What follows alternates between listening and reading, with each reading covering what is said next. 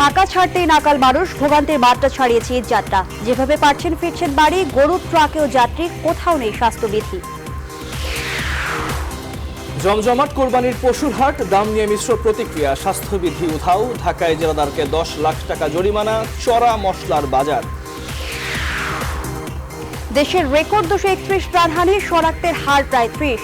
লকডাউনে ঈদের পর 14 দিন বিচ্ছিন্ন থাকবে ঢাকা, খুলবে না পোশাক কারখানাও। টিকা নেয়ার বয়স সীমা নামলো 30 বছরে। দেশে এলো মডার্নার আরো 30 লাখ ডোজ। বিভিন্ন দেশ থেকে আশায় কাটছে সংকট, নিলেন খালেদা জিয়াও। لبيك اللهم لبيك لبيك لا شريك لك لبيك إن الحمد والنعمة لك والملك لا شريك لك। পবিত্র হজ পালন, আরাফাতের ময়দানে খুতবায় করোনা থেকে মুক্তির প্রার্থনা। সৌদির সাথে মিল রেখে কাল দেশের অনেক এলাকায় ঈদ। 1.5 মাস পর পরিকল্পনা মন্ত্রীর আইফোন উদ্ধার, গ্রেপ্তার 5। প্রথম দিনে ব্যস্ত সময়ে কাটানো নতুন প্রতিমন্ত্রী শামসুল আলম। এবং মালদ্বীপে হচ্ছে এফসি কাপের ডি গ্রুপের খেলা। 3 দিন হবে বসুন্ধরা কিংসের ম্যাচ। বিপিএল এ শেখ রাসেলকে 2-0 গোলে হারালো শেখ জামাল ধানমন্ডি ক্লাব।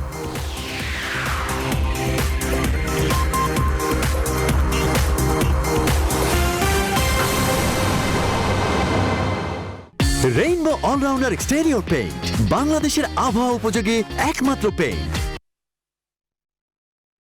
দর্শক সবাইকে স্বাগত। নিউজ 24 রাত 10টার সংবাদে আপনাদের সঙ্গে পুরো সংবাদ জুড়ে আছি আমরা দুজন, আমি তামিমুর রহমান তন্ময় এবং আমি ফারনাজ জুই। শিরোনাম দেখছিলেন, এবারে পুরো খবর।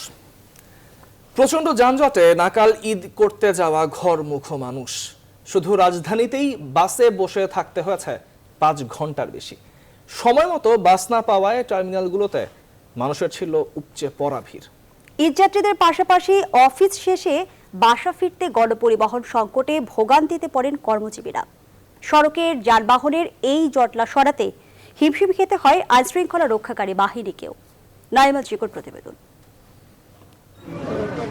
একদিন বাদে ঈদ, নিজেদের সব কাজ শেষে প্রিয়জনদের সাথে ঈদ করতে বাড়ির পথে মানুষ।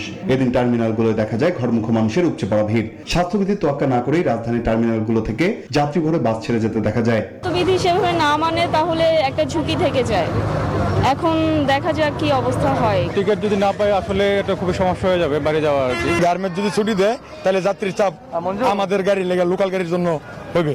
ঘরমুখ মানুষের এমন ঢল, খারাপ সড়ক, কোরবানির পশুর হাট, পশুবাহী ট্রাক সব মিলিয়ে সোমবার ভোর 5টা থেকে রাজধানীর মহাখালী থেকে টঙ্গী এবং আব্দুল্লাহপুর থেকে আশুলিয়া পর্যন্ত সৃষ্টি হয় দীর্ঘ যানজটের। ফলে চরম ভোগান্তিতে পড়তে হয় ঘরমুখ যাত্রীদের। যানজটের কারণে সময় মতো বিমানে উঠতে পারেননি অনেকে। গাড়ি পাইতেছি না, প্রচুর জ্যাম রাস্তায় প্রচন্ড জ্যাম। রাস্তার মধ্যে নেমে হেঁটে আসলাম আমরা। প্রচন্ড খারাপ, গরমে তো একদম মনে হচ্ছে মরেই যাবো একটু পরে, এরকম ভাবসাব লাগতেছে। বাড়ি ফেরা যাত্রীদের পাশাপাশি অফিস শেষে গণপরিবহন সংকটে বাসা ফিরতে ভোগান্তিতে পড়েন কর্মজীবী মানুষও। এ সময় রাস্তায় বাসের অপেক্ষায় দাঁড়িয়ে থাকতে দেখা যায় শত শত মানুষকে। গাজীপুর থেকে আসছে 100 টাকা দিয়ে, এখন মিরপুর যাবো, তা গাড়ি নেই। গাড়ি ঘুরে আর এদিকে আসতে পারতেছে না, যার জন্য এদিকে গাড়ি নাই। যানজট কমাতে সাধ্যমতো চেষ্টা চালায় পুলিশের ট্রাফিক বিভাগ। তবে যান চলাচল স্বাভাবিক করতে হিমশিম খেতে হয় তাদের। আমরা এখানে ব্যারিকেড দিয়ে সব গাজীপুর পাঠাইছি, এখন আবার গাজীপুরও গাড়ি যাচ্ছে না। গাজীপুর অনেক রাস্তা ভাঙ্গাচুরা, অনেক বিআরটির কাজ হচ্ছে। অনলাইনে টিকিট কাটার ভোগান্তি ছাড়া আর কোনো ঝামেলায় পড়তে হয়নি ট্রেনের যাত্রীদের। তবে লোকাল ট্রেনের টিকিট বিক্রির লাইনে ছিল অব্যবস্থাপনা। টিকিটটা পেয়েছি, অনলাইনে পেয়েছি, সমস্যা হয় না। কিছু কিছু ছবিতে দেখা যাচ্ছে প্রচুর ভিড় ট্রেনের ভিতরে, তো আবার কিছু কিছু দেখা যাচ্ছে ফাঁকা ফাঁকা সিঙ্গেল সিটে। মাস্ক ছাড়া বাইর হচ্ছে, অনেক ভিড় হচ্ছে, কিন্তু ঝুঁকি থাকছে না। এদিনও লঞ্চ ও ফেরিঘাটগুলোয় মানুষ কিংবা গাড়ির খুব একটা চাপ দেখা যায়নি। তবে অন্যান্য দিনের মতো ফেরিঘাটে গরুবাহী ট্রাকের সারি ছিল। নাইম আলচিকো, নিউজ 24, ঢাকা। দর্শক, ঈদ যাত্রার খবর জানাতে আমাদের সঙ্গে সরাসরি যুক্ত হচ্ছেন আমাদের সহকর্মীরা। শুরুতে যুক্ত হতে চাই, বিমানবন্দর সড়ক থেকে যুক্ত হচ্ছেন আমাদের সহকর্মী তালুকদার বিপ্লব। বিপ্লব, জানতে চাই আপনার কাছে যে সারাদিন কিন্তু এই সড়কে ভয়াবহ যানজট ছিল, এখন রাত 10টার খানিকটা বেশি, এই মুহূর্তে কেমন অবস্থা দেখছেন?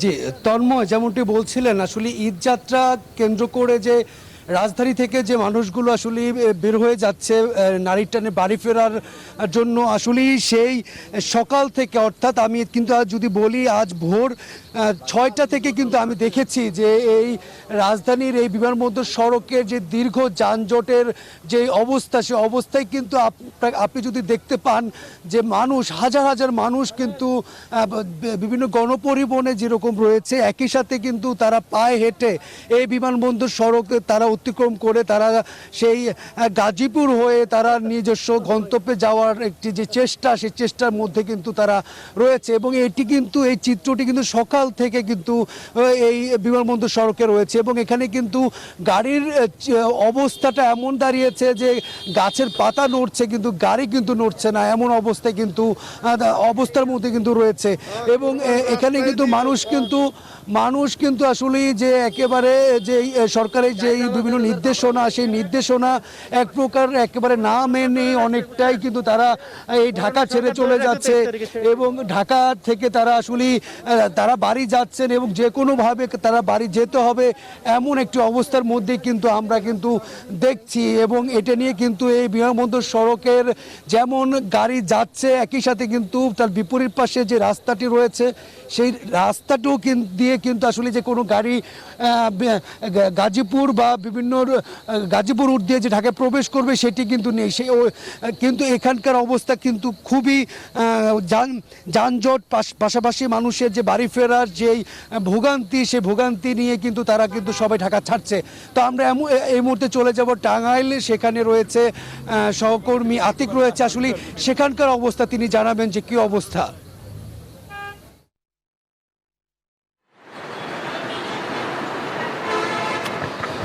ধন্যবাদ বিপ্লব। আসলে ঢাকাতে কিন্তু প্রচুর পরিমাণ গাড়ি আটকে পড়ার কারণে কিন্তু ঢাকা টাঙ্গাইল মহাসড়কের অনেক যানবাহন কিন্তু এই দিকে অনেকটাই খুব কম। এবং আপনি লক্ষ্য করে থাকবেন যে এই মহাসড়ক দিয়ে এখন কিন্তু অনেকটাই ধীরগতি রয়েছে এবং বঙ্গবন্ধু সেতু থেকে এলেঙ্গা পর্যন্ত যে গাড়ির যে আমরা চাপ সেটি কিন্তু লক্ষ্য করছি। এবং বিশেষ করে এই মহাসড়ক দিয়ে এবারের যারা ঈদ যাত্রায় যাচ্ছেন উত্তরবঙ্গের যাত্রীরা, তাদের কিন্তু অনেকটাই ভোগান্তির মধ্যে পড়তে হচ্ছে, যেহেতু আজকে হচ্ছে ঈদের একদিন পরে হচ্ছে ঈদ। এবং আজকে বলা চলে যে মানুষ তারা ঢাকা থেকে উত্তরবঙ্গের দিকে ছেড়ে আসছেন এবং এই মহাসড়কের যারা যাত্রীরা যাচ্ছেন তারা কিন্তু এক ধরনের করোনার ঝুঁকি সংক্রমণ নিয়ে যাচ্ছেন। কারণ আমরা দেখেছি সকাল থেকে যে বিশেষ করে প্রচুর পরিমাণ যে গরুবাহী যে ট্রাক রয়েছে এবং বিভিন্ন যে ট্রাকের মাধ্যমে তারা কিন্তু যেভাবে পাচ্ছেন তারা কিন্তু যাচ্ছেন এই মহাসড়ক দিয়ে। এবং তারা বলছেন যে বাড়তি ভাড়াও কিন্তু আদায় করা হচ্ছে এবং এই এবং যানবাহনগুলোর যে অতিরিক্ত যে যাত্রী সেগুলো কিন্তু আমরা লক্ষ্য করছি। তবে সব মিলিয়ে আসলে গাড়ির চাপ যেহেতু রয়েছে এবং আজ ভোর থেকে কিন্তু এক ধরনের যানজট সংখ্যা রয়েছে ব্যাপকভাবে, যেহেতু আজকেও অনেকটাই যানজটের মধ্যে পড়তে হয়েছে এই মহাসড়ক দিয়ে। তো সব মিলে এই ছিল আমার কাছে সর্বশেষ ঢাকা টাঙ্গাইল মহাসড়ক নিয়ে। ফিরে যাচ্ছি স্টুডিওতে, তন্ময়। আতিকুর রহমান এবং তালুকদার বিপ্লব, আপনাদের দুজনকে ধন্যবাদ আমাদের সঙ্গে যুক্ত হবার জন্য।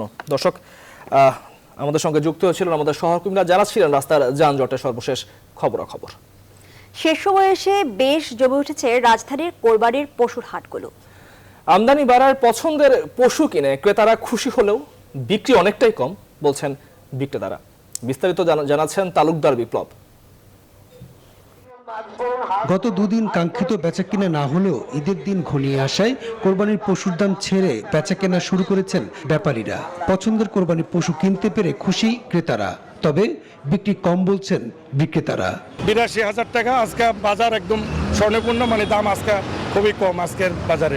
যমুনা নদীর ওই পার থেকে এই পর্যন্ত খালি গরুর ট্রাক। গাবতলী হাটের দামটা মোটামুটি ভালো। আমার গরু বিক্রি হয়েছে 60টি, এখন আমার 6টা গরু আছে। যে ক্রেতা একটু কম দেখা যাচ্ছে। ঈদের দুদিন আগে গাবতলী সহ সব হাটের চিত্র ছিল প্রায় এমনই। তবে স্বাস্থ্যবিধি মেনে হাট বসানোর কথা থাকলেও কোনো হাটই ক্রেতা বিক্রেতাদের মধ্যে মানা হচ্ছে না স্বাস্থ্যবিধি। বিভিন্ন হাটে যাচ্ছি এবং তাদের অনুরোধ করছি স্বাস্থ্যবিধি মেনে চলার জন্য। এর মধ্যে দুইটি জিনিস আমরা ভীষণভাবে জোর দিয়েছি, 6 ফিট দূরত্বে গরু বাঁধা এবং মাস্ককে পরা। এসব দেখতে সকালে গাবতলী হাট পরিদর্শনে আসেন উত্তর সিটি মেয়র আতিকুল ইসলাম। এ সময় হাট ইজারা শর্ত ভঙ্গ করায় বেশ ক্ষিপ্ত হন তিনি। তোমাদেরকে স্বাস্থ্যবিধি মেনে যদি না চলা হয়, এখান থেকে তো পুরো ঢাকা শহর আমাদের কন্টামিনেশন হয়ে যাবে। আমার ঢাকা শহর কন্টামিনেশন হয়ে যাবে গাবতলী থেকে। আমরা সবগুলো হাটে চেষ্টা করছি আমরা, আর তোমার কি দায়িত্ব ছিল না একটু? স্বাস্থ্যবিধি না মানায় গাবতলী হাট কর্তৃপক্ষকে 10 লাখ টাকা জরিমানা সহ সাময়িক সময়ের জন্য হাটের হাসিল ঘর বন্ধ করার নির্দেশ দেন মেয়র। সত্যি কথা বলতে এই গাবতলী হাটে এসে সার্বিক অবস্থা আমার কাছে মোটেই ভালো লাগে নাই। আমি তো আমার বিজ্ঞ ম্যাজিস্ট্রেট যারা আছে, ম্যাজিস্ট্রেটকে বলবো এখানে ফাইন করতে, এখানে সর্বোচ্চ ফাইন করার জন্য বলবো আমি। এ সময় মেয়র জানান, গাবতলী পশুর হাটে বসানো ব্রাক এবং সিটি কর্পোরেশনের করোনা পরীক্ষার বুথে এ পর্যন্ত 2 জন গরুর ব্যবসায়ী এবং 1 জন ক্রেতার করোনা শনাক্ত হয়েছে। তালুকদার বিপ্লব, নিউজ 24, ঢাকা। দর্শক, পশুরহাটের খবর জানাতে চট্টগ্রাম থেকে এই মুহূর্তে যুক্ত হচ্ছেন সহকর্মী নয়ন বড়ুয়া। জয়, হাটে ক্রেতা বিক্রেতাদের ভিড় এই মুহূর্তে কেমন দেখছেন? বেচা বিক্রি কেমন হচ্ছে?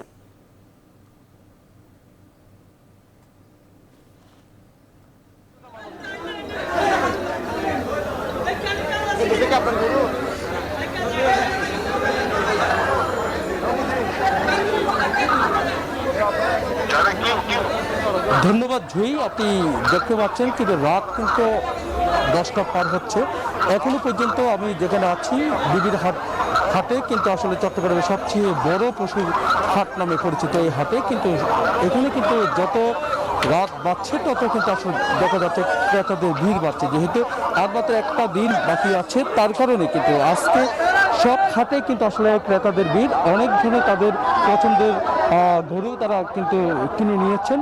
তেমনিভাবে কিন্তু দেখা যাচ্ছে গরুর দামও কিছুটা কমছে। আবার এখানে কিন্তু আসলে এখনো পর্যন্ত অনেক গরু কিন্তু আমরা বাজারে দেখছি, কিন্তু আপনি অবশ্যই দেখতে পাচ্ছেন হাটের মধ্যে কিন্তু অনেক গরু দেখা যাচ্ছে। কিন্তু যারা ক্রেতা তারাও কিন্তু আসলে চাচ্ছে তাদের পছন্দের গরু নিতে পারছেন কিনা। কিন্তু দেখা যাচ্ছে যে গরুর দাম কিন্তু যেখানে গতকাল 1 লাখ থেকে 2 লাখ টাকা পর্যন্ত বিক্রি করছে, সেই গরুর দাম কিন্তু 20,000 টাকা পর্যন্ত কমে এসছে। এমনকি অন্যান্য যে হাটগুলো আছে, আমি কলেজ বাজারের একটি হাটে গেছি যেখানে 1 লাখ টাকার গরু, সেখানে কিন্তু আজকে বিক্রি করা হচ্ছে সেই গরু 80,000 টাকা থেকে 70,000 টাকা পর্যন্ত বিক্রি করছে। ছোট ছোট অনেক গরু কিন্তু আমরা দেখছি কিন্তু আসলে যে গ্রামের মধ্যে যারা কিন্তু আসলে লালন পালন করেছেন সেই গরু কিন্তু হাটের মধ্যে এসেছেন। এমনকি খামারের অনেক গরু কিন্তু বড় বড় সাইজের গরু কিন্তু আমরা দেখছি। কিন্তু আসলে গরুর দাম আজকে কিন্তু কিছুটা কমতে শুরু করেছে। সব মিলিয়ে বলা যায় যে এইভাবে যদি কমতে থাকে আগামীকাল আরও গরুর দাম কমবে বলে তারা মনে করছেন। ক্রেতা যারা আছে তারাও কিন্তু অপেক্ষা করছেন, যেহেতু শহরের মধ্যে যারা বসবাস করে তাদের কিন্তু আসলে গরু রাখার জায়গা নেই, তার কারণে শেষ মুহূর্তে কিন্তু আসলে তারা ক্রয় করার জন্য অপেক্ষা আছেন বলে আমরা মনে করছি। তো এই ছিল আমার এখানকার সর্বশেষ। ফিরে যাচ্ছি স্টুডিওতে জয়ের কাছে। জয়, ধন্যবাদ জানাচ্ছি আপনাকে। দর্শক, চট্টগ্রাম থেকে পশুরহাটের খবরাখবর নিয়ে যুক্ত ছিলেন সহকর্মী নয়ন বড়ুয়া। জয়। আগামী 23 জুলাই থেকে 5 আগস্ট পর্যন্ত আসছে সরকারি ঘোষিত কঠোর বিধিনিষেধ। তবে কঠোর বিধিনিষেধের আওতার বাইরে থাকবে খাদ্যপণ্য উৎপাদন ও প্রক্রিয়াজাতকরণের সঙ্গে যুক্ত মিল কারখানা এবং কুরবানির পশুর চামড়া সংশ্লিষ্ট কার্যক্রম। এবার বন্ধ থাকবে পোশাক কারখানাও। সোমবার বিকেলে এই বিষয়ে মন্ত্রিপরিষদ বিভাগ থেকে প্রজ্ঞাপন জারি করা হয়েছে। শিথিলতা শেষে করোনা ভাইরাসের সংক্রমণ রোধে আগামী 23 জুলাই সকাল 6টা থেকে 5 আগস্ট দিবাগত রাত 12টা পর্যন্ত কঠোর বিধিনিষেধ দিয়েছে সরকার। দেশের করোনা পরিস্থিতি। করোনা ভাইরাসের সংক্রমণে দেশে একদিনে সর্বোচ্চ মৃত্যু নতুন রেকর্ড হয়েছে। গেল 24 ঘন্টায় করোনা আক্রান্ত হয়ে 231 জনের মৃত্যু হয়েছে। এ সময় নতুন রোগী শনাক্ত হয়েছে 13,321 জন। আগের দিনের তুলনায় করোনার মৃত্যু শনাক্তের হার সবই বেড়েছে। সোমবার বিকেলে স্বাস্থ্য অধিদপ্তরের সংবাদ বিজ্ঞপ্তিতে এ তথ্য জানানো হয়েছে। এর আগ পর্যন্ত একদিনে সর্বোচ্চ 230 জনের মৃত্যু হয়েছিল গেল 11 জুলাই। 24 ঘন্টায় মোট 45,012 জনের নমুনা পরীক্ষা করা হয়। পরীক্ষার বিপরীতে রোগী শনাক্তের হার 29.59%।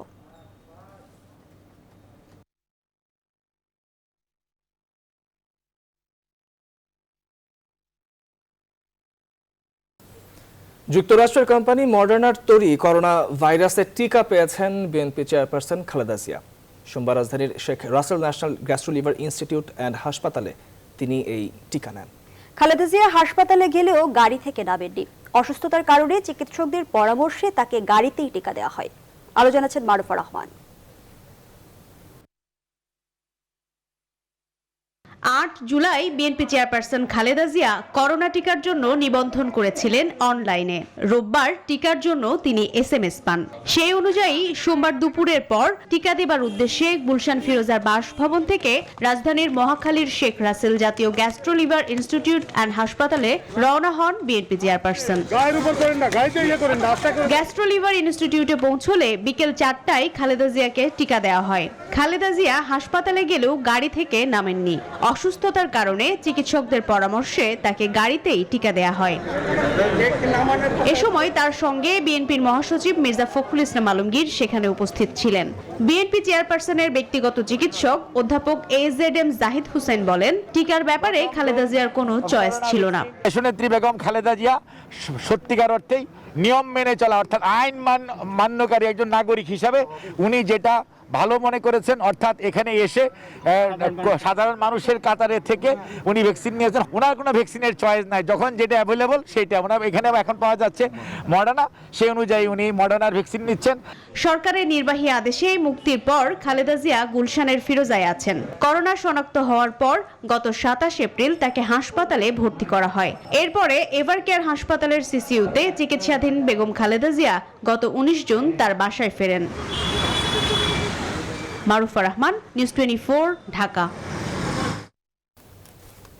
মহামারীকালে দ্বিতীয় বছরের মতো সীমিত পরিসরে পালিত হলো পবিত্র হজ। আরাফাতে মসজিদের নাবিরা থেকে হজের খুতবা পাঠ করেন মসজিদুল হারামের ইমাম ও খতিব শায়খ ডক্টর বান্দার বিন আব্দুল আজিজ বালিলা। এতে মহামারী করোনা থেকে বিশ্ববাসীর মুক্তি ও শান্তি কামনা করা হয়। মাস্ক আর শারীরিক দূরত্বের নিয়মের সঙ্গে এবারও রয়েছে করোনা ভাইরাসের টিকা নেওয়ার বাধ্যবাধকতা। আরও জানাচ্ছেন শাহালি জয়।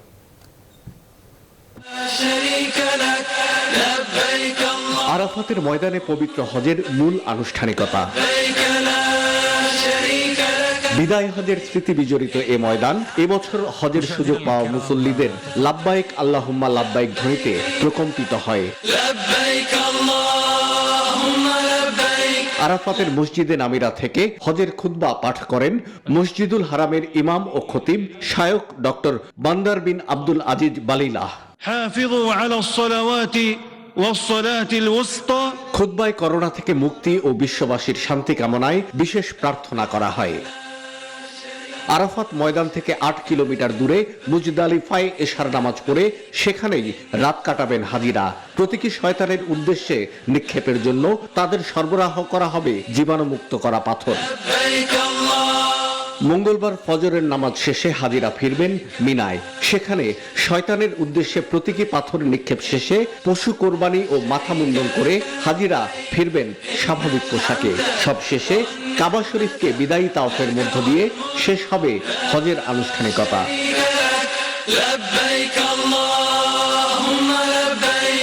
করোনা সংক্রমণের প্রেক্ষাপটে এবছরও পবিত্র হজ পালন করা হচ্ছে সীমিত পরিসরে। গেল বছরের মতো এবারও সৌদি আরবের বাইরে থেকে কেউ মক্কায় এসে হজে যোগ দিতে পারেননি। স্বাস্থ্যবিধি ও হাজিদের নিরাপত্তা নিশ্চিত করতে এবার বিশেষ স্মার্ট কার্ড চালু করেছে সৌদি আরব। তবে এবার হজ অংশগ্রহণকারীর সংখ্যা গতবারের চেয়ে কিছুটা বেড়েছে। সৌদি আরবে অবস্থান করা মুসলমানদের মধ্যে যারা করোনা ভাইরাসের 2 ডোজ টিকা নিয়েছেন তাদের মধ্য থেকে 150 দেশের 60 জন হাজি এবার হজ করতে পারছেন। শাহ আলী জয়, নিউজ 24, ঢাকা। দেশে পৌঁছেছে যুক্তরাষ্ট্রের উপহার মডার্নার 30 লাখ ডোজ টিকা। সোমবার রাত 9:15টার দিকে বিশেষ একটি ফ্লাইটে এই টিকা পৌঁছায়। এদিকে করোনা ভ্যাকসিনের আর কোনো সংকট নেই বলে জানিয়েছে পররাষ্ট্রমন্ত্রী AK আব্দুল মোমেন।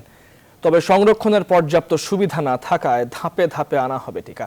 এদিকে আগামী 1 বছরের মধ্যে অন্তত 70% মানুষকে ভ্যাকসিনের আওতায় আনার পরিকল্পনা রয়েছে বলে জানিয়েছেন টিকা কমিটির সদস্য অধ্যাপক ডক্টর মোহাম্মদ শরফুদ্দিন আহমেদ।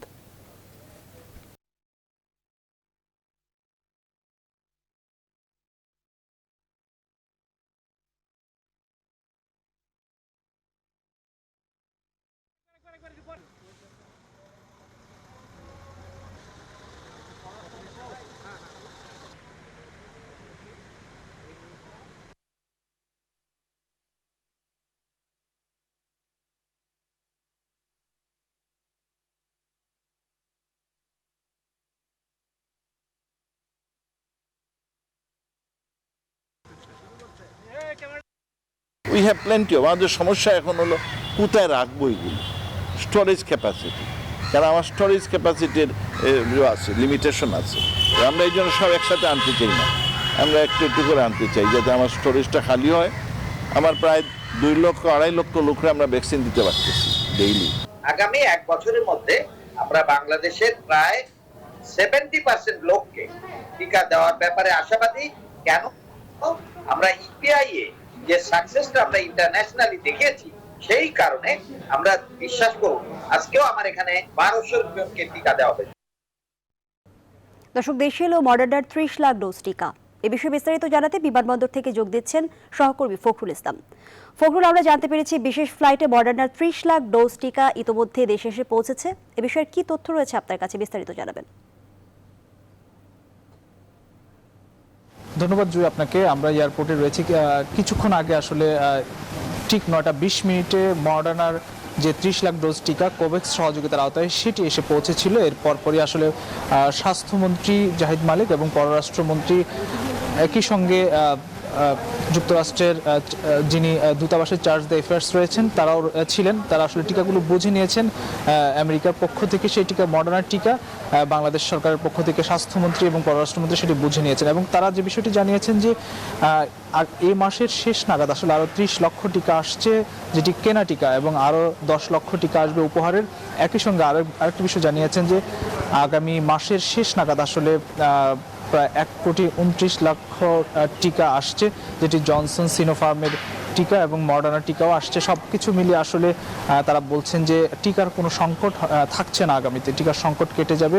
এবং আরেকটি বিষয় তারা বলছেন, স্বাস্থ্যমন্ত্রী জানিয়েছেন যে টিকা করোনার সংকট মোকাবেলায় বঙ্গবন্ধু শেখ মুজিব মেডিকেল বিশ্ববিদ্যালয়ে 1000 ইউনিটের বেডের একটি করোনা ইউনিট চালু করা হচ্ছে এবং ঢাকা মেডিকেল কলেজ হাসপাতালে 40,000 একটি আইসিইউ বেড, 40,000 বেড চালু কাজ এর মধ্যে শুরু হয়েছে। তো টিকা বিষয়ে যে বিষয়টি বলেছেন যে টিকার সংকট কাটাতে এর মধ্যে দেশে 70 লক্ষ উপহারের টিকা এসে পৌঁছেছে এবং 4.5 কোটি ক্রয়াদেশ দেয়া টিকার এর মধ্যে 1,79,00,000 টিকা দেশে পৌঁছেছে, যার মধ্যে 1,11,00,000 টিকা ব্যবহার হয়েছে এবং 69 লক্ষ টিকা এখনো পর্যন্ত ক্রয় করা টিকা রয়েছে। তো সবকিছু মিলিয়ে এই ছিল আমার কাছে সবশেষ খবর। জুই। ফখরুল, ধন্যবাদ জানাচ্ছি আপনাকে। দর্শক, দেশে এলো মডার্নার 30 লাখ ডোজ টিকা। সে বিষয়ে বিস্তারিত তথ্য জানাচ্ছিলেন আমাদের সহকর্মী ফখরুল ইসলাম। অবশেষে খুঁজে পাওয়া গেল পরিকল্পনা মন্ত্রী এম এ মান্নানের ছিনতাই হওয়া আইফোনটি। ছিনতাইকারী চক্রের 5 জনকে আটক করে সেই সূত্র ধরেই মিলেছে মন্ত্রীর ফোন। গেল 1 জুন রাজধানীর বিজয় সরণি এলাকা থেকে ছিনতাই হয় পরিকল্পনা মন্ত্রী এম এ মান্নানের আইফোন। মন্ত্রীর ফোন উদ্ধারের পর থেকেই শুরু হয় আইন শৃঙ্খলা বাহিনীর তোড়জোড়। আলোচনা সমালোচনা জায়গা করে নেয়া সামাজিক যোগাযোগ মাধ্যমে। মাননীয় পরিকল্পনা মন্ত্রীর যে মোবাইলটা ছিনতাই হয়েছিল সেই মোবাইলের একটা পিকচার এবং ওইখানে সেইটা সংরক্ষিত। তখন আমরা এই মোবাইলটা নিয়ে স্পেশালি কাজ করতে চাই বা কাজ করি, তাকে জিজ্ঞাসা করা যে এই মোবাইলটা কোথায় আছে তুমি জানো। তো সে সেটা ঠিক স্পেসিফিক করতে না পারলেও এক পর্যায়ে স্বীকার করে এবং একটা ঠিকানা দেয়। সেই ঠিকানা অনুসারে আমরা জীবন নামে একজনকে দেয়, জীবনকেও আমাদের হেফাজতে নিই এবং জীবনের নিকট থেকে আমরা এই মোবাইলটা উদ্ধার করেছি। পরিকল্পনা প্রতিমন্ত্রী হিসেবে শপথ নেওয়ার পর সোমবার সকালে ডক্টর শামসুল আলমকে অভিনন্দন ও শুভেচ্ছা জানিয়েছেন পরিকল্পনা মন্ত্রণালয়ের কর্মকর্তারা। সংবর্ধনা অনুষ্ঠানে উপস্থিত ছিলেন পরিকল্পনা মন্ত্রী এম এ মান্নান। অনুষ্ঠানে শামসুল আলম বলেন, উন্নয়ন পরিকল্পনা কাজে অংশগ্রহণ এবং তা বাস্তবায়নের সুযোগ তৈরি হলো। গেল 1 যুগ ধরে পরিকল্পনা কমিশনের সাধারণ অর্থনীতি বিভাগের সদস্য হিসেবে দায়িত্ব পালন করে আসা শামসুল আলমের মেয়াদ শেষ হয়ে গেল 30 জুন।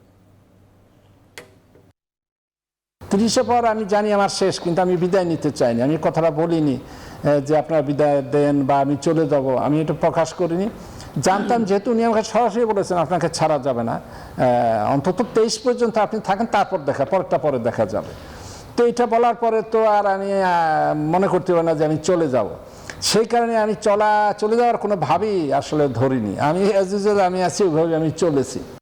এবার দেশের বিভিন্ন স্থানে ঘটে যাওয়া ঘটনা নিয়ে টুকরো খবর।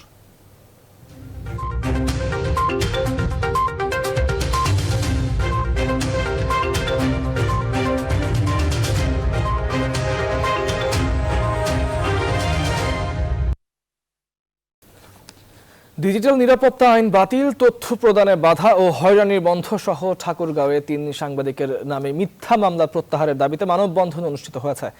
সোমবার দুপুরে ঠাকুরগাঁও সচেতন নাগরিক সমাজের ব্যানারে ঘণ্টাব্যাপী মানববন্ধন ও প্রতিবাদ সমাবেশের আয়োজন করা হয়।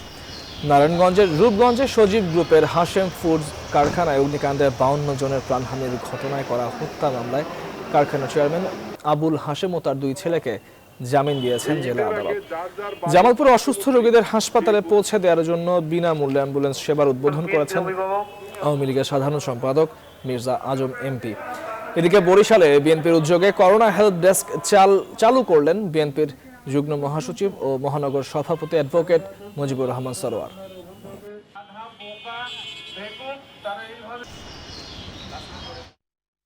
এবার ফার্স্ট সিকিউরিটি ইসলামী ব্যাংক অর্থ বাণিজ্য সংবাদ।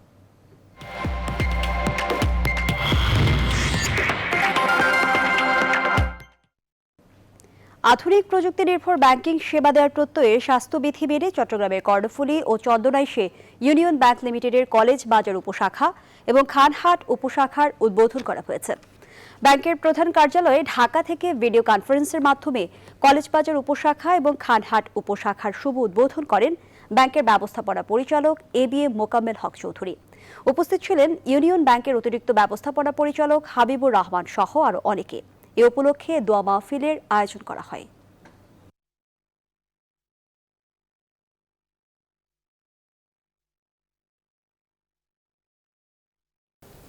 এবার নিউজ 24 স্পোর্টস। ওয়ানডেতে জিম্বাবুয়েকে হোয়াইট ওয়াশ করার লক্ষ্যে মঙ্গলবার মাঠে নামতে যাচ্ছে বাংলাদেশ। হারারেতে বাংলাদেশ সময় দুপুর 1:30টায় শুরু হবে ম্যাচ। ম্যাচের আগের দিন জিম সেশনে দিন পার করেছে তামিম রিয়াদরা। সিরিজ জিতলেও জিম্বাবুয়েকে হালকাভাবে নিচ্ছে না গোটা দল, জানিয়েছেন মোহাম্মদ সাইফুদ্দিন। এদিকে সাকিব রানে ফেরায় স্বস্তির নিঃশ্বাস ফেলেছেন জাতীয় দলের নির্বাচকরা।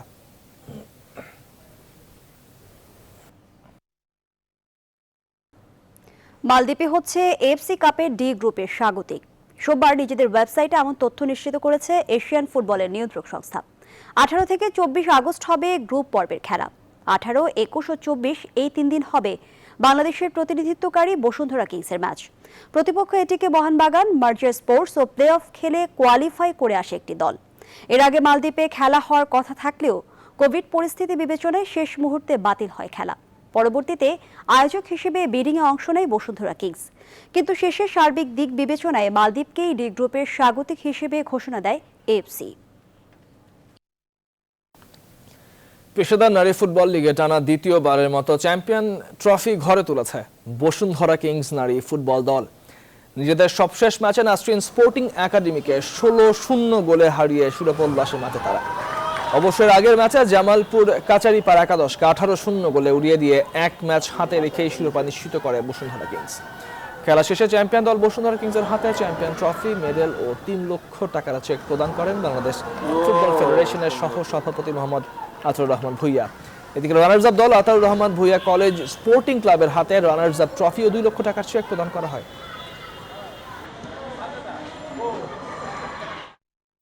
এর সাথে সংবাদের শেষ ভাগে আমরা আগে শিরোনামগুলো আরো একবার।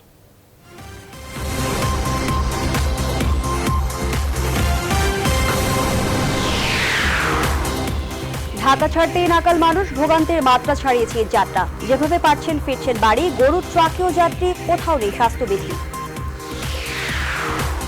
জমজমাট কুরবানির পশুর হাট, দাম দিয়ে মিশ্র প্রতিক্রিয়া, স্বাস্থ্যবিধি উধাও। ঢাকায় জেলাদারকে 10 লাখ টাকা জরিমানা, চড়া মশলার বাজার। দেশের রেকর্ড 231 প্রাণহানি, শনাক্তের হার প্রায় 30। লকডাউনে ঈদের পর 14 দিন বিচ্ছিন্ন থাকবে ঢাকা, খুলবে না পোশাক কারখানাও। টিকা নেয়ার বয়সসীমা নামল 30 বছরে। দেশে এলো মডার্নার আরো 35 লাখ ডোজ। বিভিন্ন দেশ থেকে আসায় কাটছে সংকট, নিলেন খালেদা জিয়াও। لبيك اللهم لبيك لبيك لا شريك لك لبيك إن الحمد والنعمة لك والملك لا شريك لك। পবিত্র হজ পালন, আরাফাতের ময়দানে খুতবায় করোনা থেকে মুক্তির প্রার্থনা। সৌদির সাথে মিল রেখে কাল দেশের অনেক এলাকায় ঈদ। 1.5 মাস পর পরিকল্পনা মন্ত্রীর আইফোন উদ্ধার, গ্রেপ্তার 5। প্রথম দিনে ব্যস্ত সময়ে কাটালেন নতুন প্রতিমন্ত্রী শামসুল আলম। এবং মালদ্বীপে হচ্ছে এফসি কাপের ডি গ্রুপের খেলা, 3 দিন হবে বসুন্ধরা কিংসের ম্যাচ। বিপিএল শেখ রাসেলকে 2-0 গোলে হারালো শেখ জামাল ধানমন্ডি ক্লাব। শেষ করছি সংবাদ। আরো সংবাদ বিশ্লেষণ নিতে ভিজিট করুন www.news24bd.tv। ধন্যবাদ সবাইকে।